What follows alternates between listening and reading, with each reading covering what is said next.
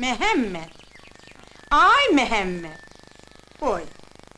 Mehemmed. Ay Mehemmed. Oy. Mehemmed huy. Mehemmed. Mehemmed.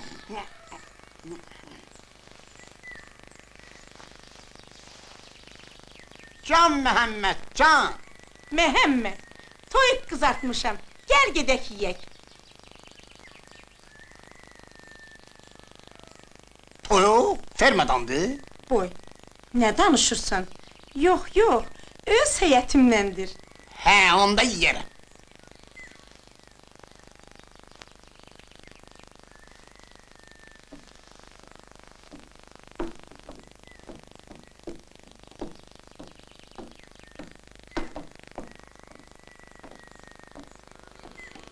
Züleyxa, mən bilmirəm sənin kimi qadınlar olmasaydı, kişilər necə yaşaya bilərdi?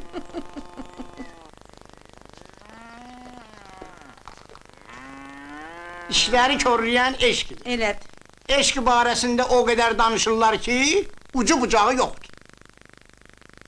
Mehemmedcan, Can, sen de gelirsen, yoksa kalırsan kendimizden. qalıram Züleyxacan. Bəli. Cüce demək istədim. Sən mənim cücəmsən. Sən mənim fərəmsən. Züleyxa. Bəli. Mən bilirəm sənin kimi yoldaş tapmaq çətindir. Məhəmmədin yoldaşlığı əzimlidir, mətindir. Biz dost olaq, axıracan bir olaq. Həyatda bir yol götürək, əməkdə əl bir olaq.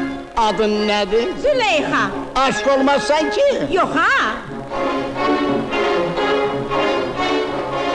Ben sevmirəm hər gün başı tembele yatan kişini. Ben sevmirəm hər gün başı tembele yatan kişini.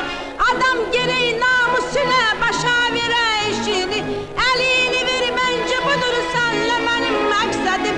Senin kimi üzüyorlar, ben dünyada görmedim. Adın nedir? Məhəmməd. Söz mü sözdür? Əlbət.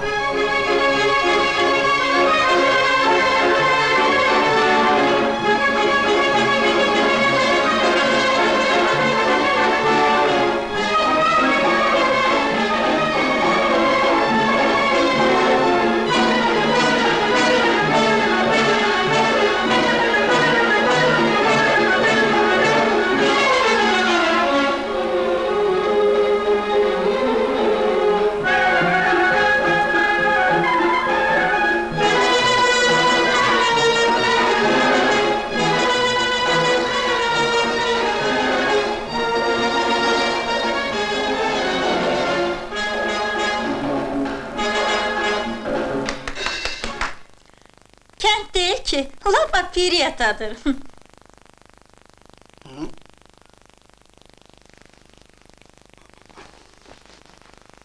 Ay Mehmet, bu arvadı gören kimin niye tez soyunursan? Bu köhnənin, saxla özün üçün.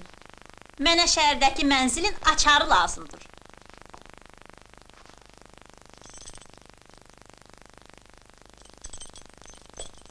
Alayı.